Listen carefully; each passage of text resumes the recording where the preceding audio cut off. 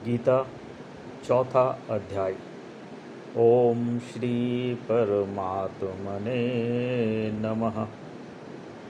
इसके उपरांत श्री कृष्ण महाराज बोले, हे अर्जुन, मैंने इस अविनाशी योग को कल्प के आदि में सूर्य के प्रति कहा था और सूर्य ने अपने पुत्र मनु के प्रति कहा और मनु ने अपने पुत्र राजा इक्ष्वाकु के प्रति कहा।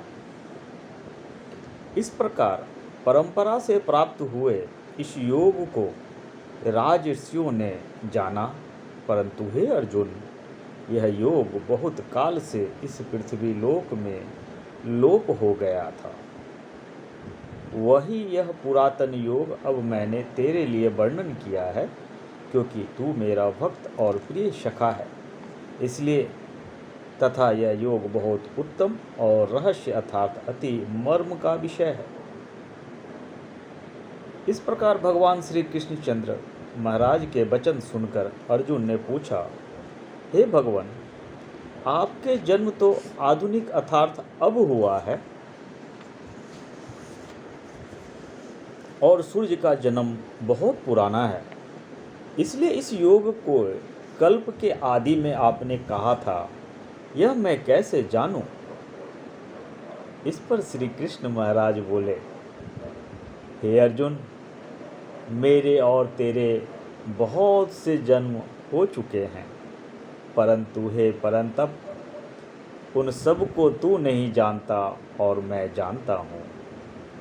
मेरा जन्म प्राकृत मनुष्यों के सदृश नहीं है।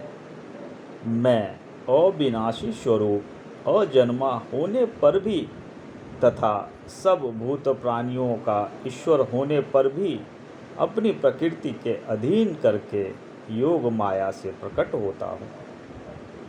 हे भारत, जब जब धर्म की हानि और अधर्म की वृद्धि होती है, तब तब ही मैं अपने रूप को रचता हूँ अर्थात प्रकट करता हूँ, क्योंकि साधु पुरुषों का उद्धार करने के लिए और दूषित कर्म करने वाले का नाश करने के लिए तथा धर्म स्थापन करने के लिए युग युग में प्रकट होता हूँ। इसलिए हे अर्जुन, मेरा वह जन्म और कर्म दिव्य अर्थात अलौकिक है। इस प्रकार जो पुरुष तत्व से जानता है, वह शरीर को त्याग कर फिर जन्म को नहीं प्राप्त होता है, किंतु मुझे ही प्राप्त होता है। हे अर्जुन, पहले भी राग, भय और क्रोध से रहित अनन्य भाव से मेरे में स्थित वाले मेरे शरण हुए बहुत से पुरुष ज्ञान रूप तप से पवित्र हुए मेरे स्वरूप को प्राप्त हो चुके हैं। क्योंकि हे अर्जुन, जो मेरे को जैसा भजते हैं, मैं भी उनको वैसा ही भजता हूँ। इस रहस्य को जानकर ही बुद्धिमान मनुष्यगण सब प्रकार से मेरे मार्ग में अनुसार बरतते हैं। जो मेरे को तत्व से नहीं जानते हैं, वे पुरुष इस मनुष्य लोक में कर्मों को फल को चाहते हुए देवताओं को पूजते हैं और उनके कर्मों से उत्पन्न हुई सिद्धि भी शीघ्र ही होती है, परंतु उनको मेरी प्राप्ति नहीं होती। इसलिए तू मेरे को ही सब प्रकार से भज। ऐसा श्री कृष्ण महाराज करते हैं अर्जुन को। हे अर्जुन, गुण और कर्मों के विभाग से ब्राह्मण, क्षत्रिय, वैश्य और शूद्र मेरे द्वारा रचे गए हैं। उनके कर्ता को भी मुझ अविनाशी परमेश्वर को तू अकर्ता ही जान, क्योंकि कर्मों के फल में मेरी अस्पृहा नहीं है, इसलिए मेरे को कर्म लिपायमान नहीं करते। इस प्रकार जो मेरे को तत्व से जानता है, वह भी कर्मों से नहीं बंधता है, तथा पहले होने वाले मुमुक्षु पुरुष द्वारा भी इस प्रकार का जानकर ही कर्म किया गया है। इससे तू भी पूर्वजों द्वारा सदा से किए हुए कर्म को ही कर। परंतु कर्म क्या है? और अकर्म क्या है, ऐसे इस विषय में बुद्धिमान पुरुष भी मोहित हैं। इसलिए मैं वह कर्म अर्थात कर्मों का तत्व मेरे लिए अच्छी प्रकार कहूँगा कि जिसको जानकर तो अशुभ अर्थात संसार बंधन से छूट जाएगा। कर्म का स्वरूप भी जानना चाहिए और अकर्म का स्वरूप भी जानना चाहिए तथा निषिद्ध कर्म का स्वरूप भी जानना चाहिए, क्योंकि कर्म की गति गहन है। जो पुरुष कर्म में अर्थात अहंकार रहित की हुई संपूर्ण चेष्टाओं में अकर्म अर्थात वास्तव में उनका न होना पाना देखें, और जो पुरुष अकर्म में अर्थात अज्ञानी पुरुष द्वारा किए गए संपूर्ण क्रियाओं के त्याग में भी कर्म को अर्थात त्याग रूप क्रियाओं को देखे, वह पुरुष मनुष्यों में बुद्धिमान है और योगी संपूर्ण कर्मों का करने वाला है। हे अर्जुन, जिसके संपूर्ण कार्य कामना और संकल्प से रहित है, ऐसे उस ज्ञान रूप अग्नि द्वारा भस्म हुए कर्म वाले पुरुष को ज्ञानी जन भी पंडित कहते हैं। जो पुरुष सांसारिक आश्रय से रहित सदा परमानंद परम आत्मा में तृप्त है, वह कर्मों के फल और संग अर्थात कर्तव्य अभिमान को त्याग कर कर्म में ही अच्छी प्रकार बरतता हुआ भी कुछ भी नहीं करता।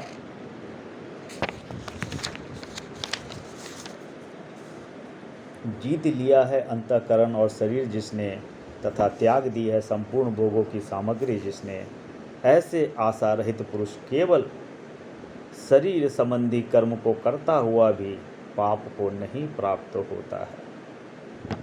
अपने आप से जो कुछ अप्राप्त हो उसमें ही संतुष्ट रहने वाला और हर्ष शोक आदि द्वंद्वों से अतीत हुआ तथा मत्सरता अर्थात ईर्ष्या से रहित सिद्धि और असिद्धि में समत्व भाव वाला पुरुष कर्मों को करके भी नहीं बंधता है, क्योंकि आसक्ति से रहित ज्ञान में स्थित हुए चित्त वाले यज्ञ के लिए आचरण करते हुए मुक्त पुरुष के संपूर्ण कर्म नष्ट हो जाते हैं।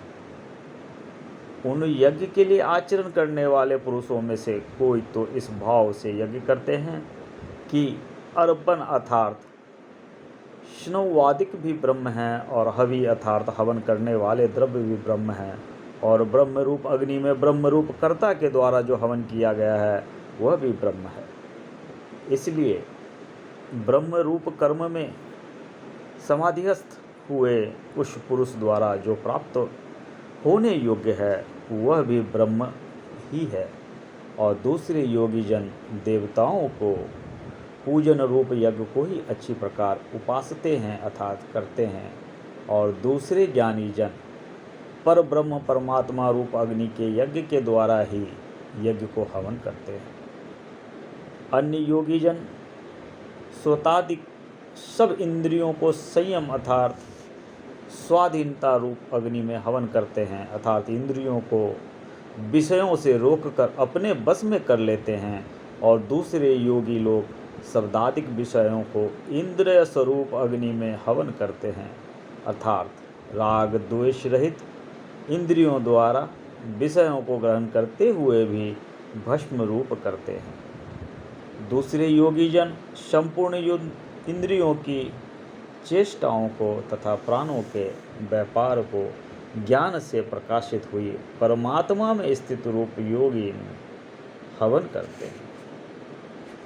दूसरे कई पुरुष ईश्वर अर्पण वृद्धि से लोक सेवा में द्रव्य लगाने वाले हैं, वैसे ही कोई पुरुष स्वधर्म पालन रूप तप यज्ञ को करने वाले हैं, और कई अष्टांग योग रूप यज्ञ को करने वाले हैं, और दूसरे अहिंसा आदि तीक्ष्ण व्रतों से युक्त यत्नशील पुरुष भगवान के नाम का जप तथा भगवत प्राप्ति विषयक शास्त्रों का अध्ययन रूप ज्ञान यज्ञ के करने वाले हैं।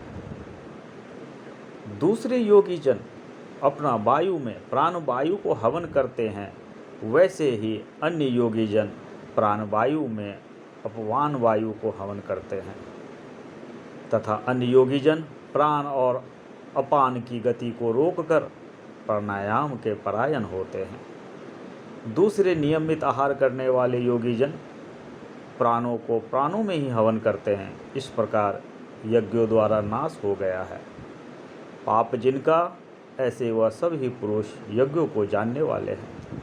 हे कुरुश्रेष्ठ अर्जुन, यज्ञों के परिणाम स्वरूप ज्ञानामृतम को भोगने वाले योगीजन सनातन परम ब्रह्म परमात्मा को प्राप्त होते हैं, और यज्ञ रहित पुरुष को यह मनुष्य लोक भी सुखदायक नहीं है। फिर परलोक कैसे सुखदायक होगा? ऐसे बहुत प्रकार के यज्ञ वेदों की वाणी में विस्तार किए गए हैं।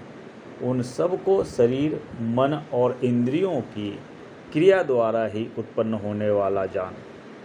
इस प्रकार तत्व से जानकर निष्काम कर्म योग द्वारा संसार बंधन से मुक्त हो जाएगा।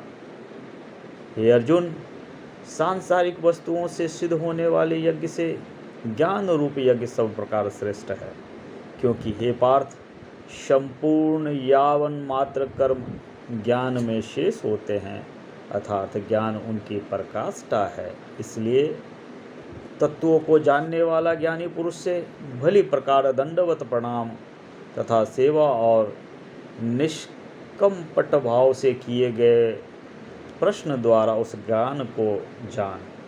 वे मर्म को जानने वाले ज्ञानी जन तुझे उस ज्ञान का उपदेश करेंगे कि जिसको जानकर तू फिर इस प्रकार मोह को प्राप्त नहीं होगा। और हे अर्जुन, जिस ज्ञान के द्वारा सर्वव्यापी अनंत चेतन रूप हुआ अपने अंतर्गत समाष्टि बुद्धि के आधार संपूर्ण भूतों को देखेगा, और उसके उपरांत मेरे में अर्थात सच्चिदानंद स्वरूप में एक ही भाव हुआ सच्चिदानंद में ही देखेगा। यदि तू सब पापियों से भी अधिक पाप करने वाला है तो भी ज्ञान रूप नौका द्वार निःसंदेह संपूर्ण पापों को अच्छी प्रकार तर जाएगा।